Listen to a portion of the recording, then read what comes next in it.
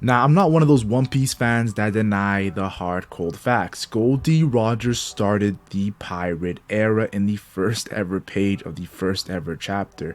And every single time we see or hear mention of him, we get a totally different perspective of Roger. Just think about the time when, of course, Roger, we found out he was born in Logtown and also died in Logtown. Of course, around that same time, we learned that, of course, Roger's apprentice Shanks was chilling on an island that looked eerily like God Valley. And after what happened in the recent events in One Piece when it comes to Figureland Garling, the former king of God Valley, that's for an entirely different video for an entirely different day.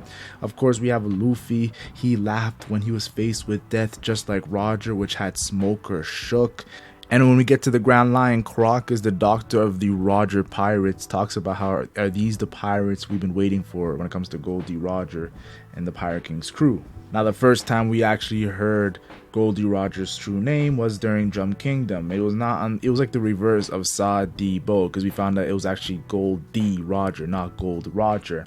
And Dr. Correa, her old self, talks about how the Willa D still lives on. Then, of course, we had Roger on Sky Island when Robin discovered that he carved out a message on the poneglyph with his name on it, and Gonfall then revealed that he came 20 years ago. This is where Nika Robin actually got confirmation in her own mind that Roger brought these documents to the final destination and realized she has to go to Laftel as well. Then, of course, we have the moment of Gonfall questioning Straw Hat's name, and of course, Robin tells him it's Monkey D. Luffy and says, oh, same initial as Roger, because he had a feeling that Roger and Luffy were connected of some sort. We have moments of Brook talking about, I remember a rookie by the name of Roger. Like, Brook, you were old as hell and you were pretty much a veteran pirate when Roger was a rookie. Crazy how he's part of now the future Pirate King's crew. And Silver's Rayleigh explained that Roger wasn't captured. He gave himself up after he got terminally ill 4 years before his death. And it really makes me think, what caused Roger's illness? That's an entire video for another day, but still makes me think. We found out that the Croc is, of course, the confirmation that he's a part of the Roger Pirates through Rayleigh,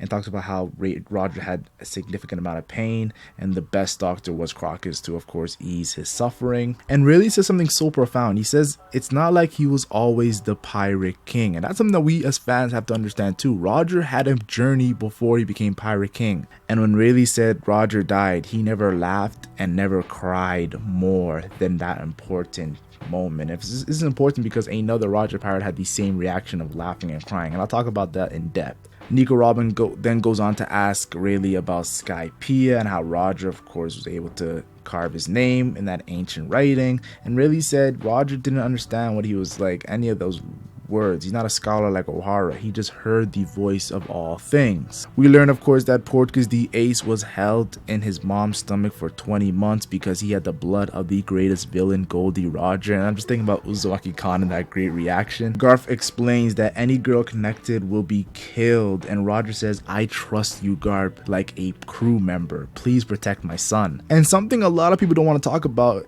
is when Roger says, if it's a girl, name her Anne. If it's a boy, name him Ace. Is that connected to Roger's past before his pirate days when he was a child? Who knows? But I think there's definitely meaning to this. Then, of course, we have Ace, who, of course, had a disdain for his father, calling him worthless, and pretty much chose his mom's name instead of Goldie Ace, which is his true name, and compared Dragon to him when it comes to Luffy and him having the world's greatest criminals' bloods running through their veins. We also have moments like Squardo's crew being destroyed by Roger and him holding that on animosity. Whitebeard even said it, I know how much you hate Roger to the point that it even hurts me. And you have to understand, Roger and Whitebeard, yeah, they fought, yeah, they do, but they were good friends. And before Roger's death, he met up with Whitebeard and gave him the opportunity to actually get to Laftel. He was going to explain how to get to Laftel, and Whitebeard said nah, and then went on to tell him the story of the D initial, in which Roger, like, let's be honest here, it went into Whitebeard saying, Roger's not waiting for you, Teach. Then, of course, Whitebeard went on to say the most iconic thing, pretty much giving Roger his significance even more, saying the One Piece is real. Then we, of course, have Garp talking about how Roger would never run away, And Ace, of course, never runs away too. It's not that he wouldn't run, it's that he wouldn't let the enemy get his crew. Like, what a fighter. The fact that it's not that he doesn't want to run away, it's more so he wants to get the enemy before they get his Nakama. Garp then goes on to say that Roger in this mode was a true demon. I can't wait to see Roger do these things, because he's going to be a savage when we get that flashback. And Garp also says he has the honesty of a child. Of course, we then go on to see Roger and the Sea Kings and the voice of all things, and how that was so interesting as well. We see Rayleigh's first meeting with Roger and told him to get the hell out of here, showing how they didn't start off as close as they ended off, but that was his longest crew member. And pretty much says Luffy is worthy of wearing that straw hat. And that's the moment where we found out that Roger actually was a straw hat wearer. I know I gotta say he wore the straw hat, but I just had to say that. I don't know. I try to make up a new word on the spot.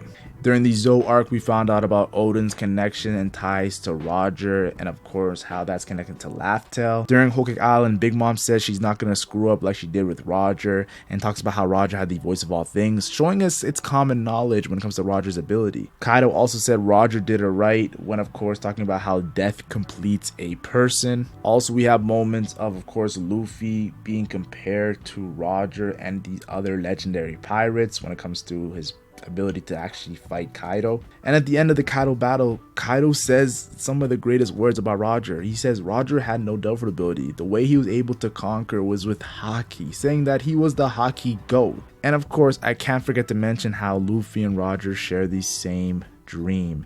And it's very, very interesting how, like, when Yamato was telling Ace was like, I definitely want to meet that great man. It's funny because Ace has disdain for that same great man he wants to meet. Now, I just talked about all those moments to show how significant Roger is as a character. Every time he's mentioned, every time we see him, it's so significant.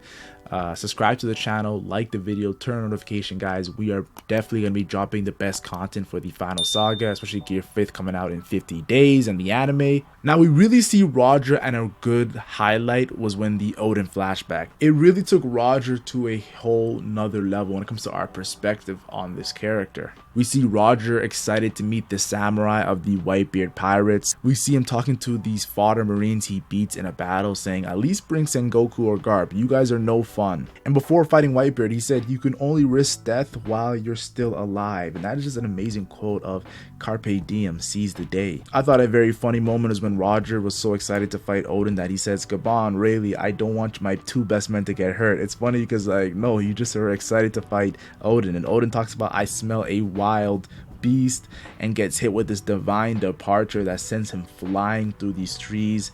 And it was an amazing moment, Roger doing a named attack. Of course, we saw the Conqueror's Haki clash with Whitebeard. They weren't touching. This was the first time us seeing Conqueror's Haki coding highlighted to this level. Whitebeard comments on how, Roger, you seem very well to me. I'm thinking maybe he knew that Roger was sick. Roger, of course, replies saying, how many years has it been, Whitebeard? It's probably since the God Valley incident, since they last saw each other. The Roger pirates and the Whitebeard pirates fought for 3 whole days and 3 whole nights, which was just honestly amazing.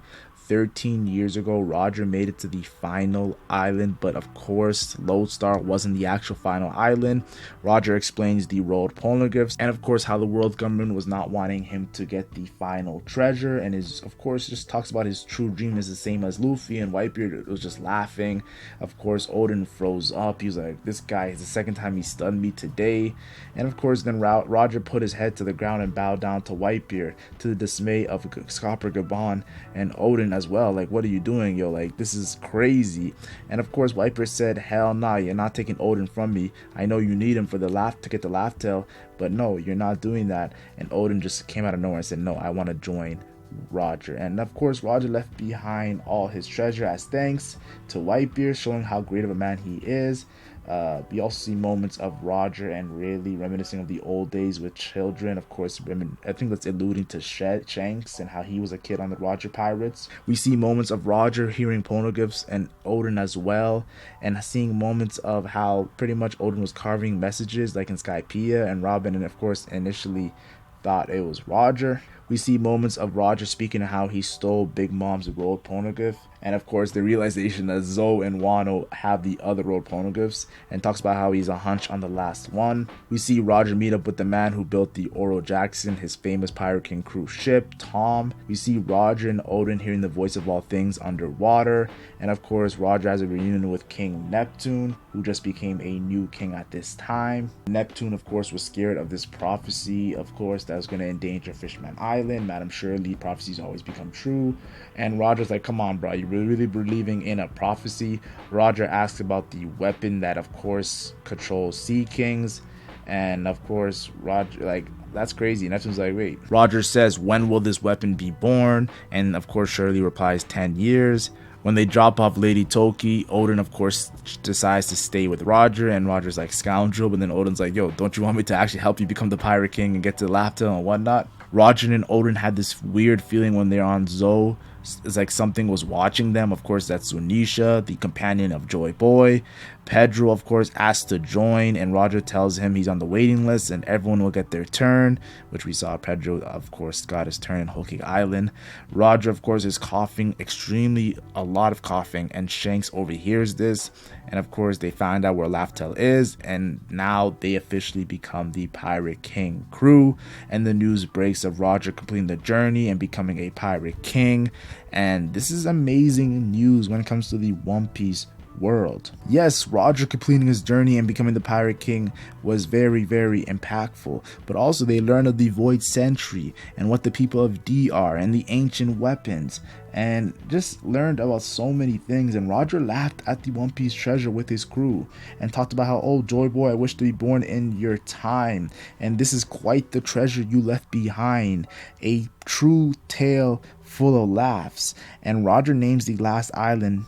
Because of this, he names it Laugh Tell, because they're the first person in 800 years to actually reach this island. Now, of course, Roger comes back and tells Shanks something, and he starts crying. I think it has to do with Figureland, God Valley, and that's a whole nother video for a whole nother day. The world government starts to hide Roger's name, the initial D. Now he's Gold Roger, and Roger likes the title of Pirate King. Everyone starts to become after Roger, the Marines, pirates, everyone's after him because of that great treasure he has, and Roger gives his flowers to his crew. He's like, you guys were an amazing crew. And then he disbands the Roger pirates, and of course, after he disbands, he remembers the Sea King speaking on the 2 sovereign kings that will be born, and Roger says Sea Kings were right, someone will surpass us, and I think it will be his son Ace, but it was actually going to be Luffy that's going to surpass them, the future Pirate King. Roger also says they were too early, and of course he's the first person to of course get off the Oro Jackson. Roger talks about how he intends to meet Whitebeard, with it shows that why was he intending to meet Whitebeard? Is there a reason? Who knows? Roger, of course, makes Rayleigh cry when they actually have their final words, and then he leaves the ship, of course, with a bunch of Crocus's medicine for his disease. And then, of course, we find out that Roger died. Then, of course, we see Oden, of course, crying with the crew when Roger left. It's funny because Oden talks about how they were stoic, but no, they were all crying when Roger left. Roger had a year being by himself after the crew disbanded, and it ended with, of course, his execution, which was the page 1 of the One Piece series. And when Oden found out, he cried and laughed and cried and laughed again, and it's ran around the entire island of Wano. It was just an amazing moment for Oden. And Kaido's last words on Roger in the flashback was, he was mighty, but he was also soft. Pretty much saying that Roger was a very powerful character, but he was not truly an evil character. Now, the reason why I really went into depth with Roger as a character is because I'm about to say a statement. Mu is the person who actually started the Great Pirate Era. The reason why I wanted to explain all this is because there's a lot of empty gaps of Roger's life we don't know. Whenever I think about Emu, I think about moments like Rocks Zebek in God Valley, fighting the Celestial Dragons, fighting the Pirate King Goldie Roger, fighting the hero of the Marines, Monkey D. Garp, and of course he probably fought the King of God Valley, Figurlin Garling, who we think is connected to Red Hair Shanks, who was found on God Valley. Rocks Zebek was doing a lot of taboo of the world, and of course wanted to become king of the world, and we know that title belongs to Imu. Now, One Piece has many kings, but the king that is talked about the most, of course, is the Pirate King. And you guys remember Imu was staring at Blackbeard and Luffy, two of the top guys going for that Pirate King title. And Goldie Roger held that title. So you have to respect the fact that, yes, Imu is the king of the world, but Goldie Roger in the public world is the king of the pirates, who pretty much are not oppositions to the world, but are doing things against the world order. Then, of course, I have a lot of questions for Sengoku. Moments like him talking to Law and saying, pretty much not explaining what the Will of D is, but alluding to the fact that he knows what the Will of D is, and that Corazon did not know what the Will of D was. Or him talking about Roxy Zebek, God Valley, and informing the Marines, and of course, making sure they know a little bit of context. So Sengoku knew a lot. He was the fleet admiral, for goodness sake. Then, of course, there's Garp, who, of course, was bad-mouthing Celestial Dragons to Stelly, and of course, does not like to talk about God Valley Incident. Why would he not want to talk about God Valley Incidents? Maybe because you worked with Roger and the Celestial Dragon, protected the Celestial Dragon, something you don't believe in. But why don't you believe in that? Does Monkey D. Garp, the man who always didn't want to become the admiral so he could not serve directly under the Celestial Dragons, does he know about Imu? Then, of course, there's Doflamingo, who has Magellan himself protecting him and Impel down. Doflamingo knows about the National Treasure. Doflamingo is a former Celestial Dragon. Doflamingo is pretty much a Celestial Dragon that is now going for that Pirate King title. Don't forget that. He's just doing it his own way. And now he's in Impel down, and assassins are being sent out. And we saw, of course, when he took out Moria, who sent you higher up. And honestly, CP0 came down to protect him during Dressrosa. Doflamingo's pull is insane as his former Celestial Dragon.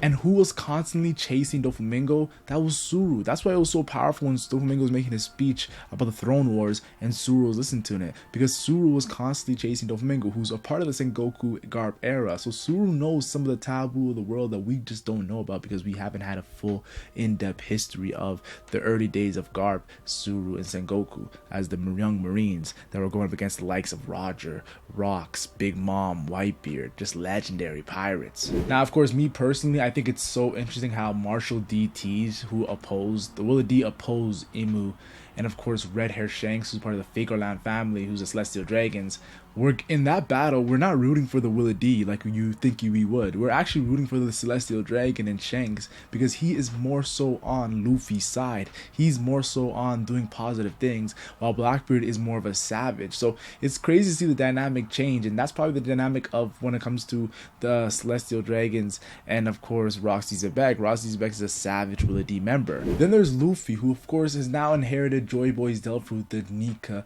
Mythical Zoan Sungan Nika Delphoot ability that of course he got in Wano. Well, he didn't get in Wano, he just awakened in Wano, and of course is the same Delphoot ability that Shanks of course kidnapped from the Severfold ship.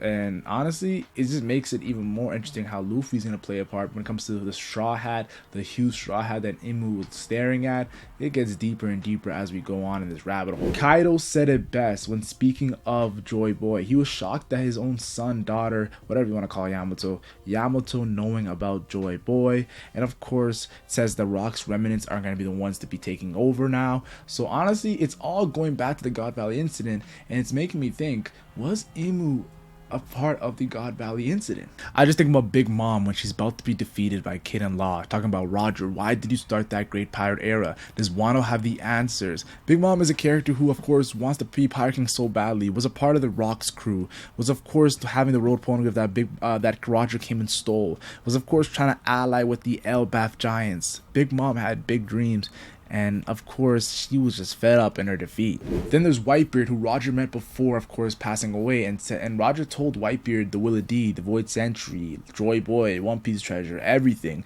And Whitebeard's response to that was, yeah, the One Piece is real. Teach, it's not you who Roger's waiting for. And don't forget too that Whitebeard was talking about the Lunarian race on the Red Line to Marco, and we saw that in Wano. So key stuff. Then there's the worst generation when it comes to like characters like X-Drake, Hawkins. X-Drake was of course a Marine, a part of the Sword, but Hawkins, Apu, like Bonnie, Capone, these guys are all pretty much out of the race when it comes to the Pirate King title. Then there's even Kid and Killer, and of course Law, who got destroyed by Blackbeard and Shanks, and these characters are out as well. Then of course you have only left is like Luffy and Zoro, and they have a Gorosei and Admiral going after them. Of course I'm not going to leave out Mad Monk Rouge, we don't know what's left for him, but honestly the worst generation, it's looking like Luffy and Blackbeard are left, and Blackbeard just took a W, and Luffy looks like he's about to go up against some of the greatest offense ever, like an Admiral and a Gorosei teaming up to take out Luffy. Already got CP0 there, Rob Lucci, of course, that we're not side with. Crazy stuff in Egghead Island. And last but certainly not least, there's Cross Guild, who of course has every character on that crew that was there at the Roger execution. The Yonko, the captain, Buggy was a part of the Pirate King's crew, and of course we have under Buggy, Mihawk, and Crocodile, who are at Roger's execution. So definitely the guys who were there when the Great Pirate Era was first started, and now they're also a part of the race for the One Piece. I think Oda is cooking something nice here. My theory is, of course, because of the title, Roger started the Great Pirate Era, but I also believe Imu as well started the Great Pirate Era. We have to understand that Roger had a lot of time being locked up, where he got to talk to Garp, where he even got to meet Whitebeard. Like, after the Roger Pirates disbanded, Roger had a solo year mission, so I wouldn't be surprised if Roger might have talked to Imu while being captured, and pretty much told Imu about Joy Boy, Willie D. You saw Imu got triggered about Neftari D, Lily. Imagine hearing about someone who knows everything. Roger knew everything. So I think Imu was thinking, if it's Roger, who pretty much was not there as the Great Pirate Era, Roger did this as his own thing. I want to become Pirate King. I don't even think he wanted to become Pirate King. I think he just wanted to get to the end, of course, of the Grand Line and pretty much conquer, get the big W of the One Piece. But you have to understand now, Imu's thinking, if Roger could do it, let's make it a little bit harder for the next guy who's going to be, of course, inherit Joy Boy's will just like Roger did. And that's by starting the Great Pirate Era with having all these characters be in the race in the final saga. And who will be the one to win? Will it be Roger, who's betting on someone who's going to surpass the Pirate King crew? That's why Croc has talked about that. Or is it going to be Imu, who of course wants a bunch of people to go after it? And let's be honest here, if someone like, I give you an example, say Scratchman Apu was the one who got the One Piece treasure and now is going up against Imu. Like, think about it, guys. You do not want the one who inherits Joy Boy's will, which is Luffy, to actually get the One Piece, because that is in defeat for Imu. And I think Imu is betting on someone to get there before Luffy, someone to win that's not Luffy, that's not even a Willie D. You can get deeper with Marshall T. Teach. That's why Luffy and Teach's poster was there for Imu. So I think Imu and Roger both started the Great Pirate Era, but they're betting on each opposite outcomes. Now, of course, check out my Scarling Figureland video. It's called Shanks' Father. I think it's a really good video about the God Valley former king of that. But One Piece is getting really, really good. And we have a 1 month break, so you might see some crazy content coming out. Actually, you're gonna see crazy content coming out. But click the end screen for that Shanks' Father video, and I'm out.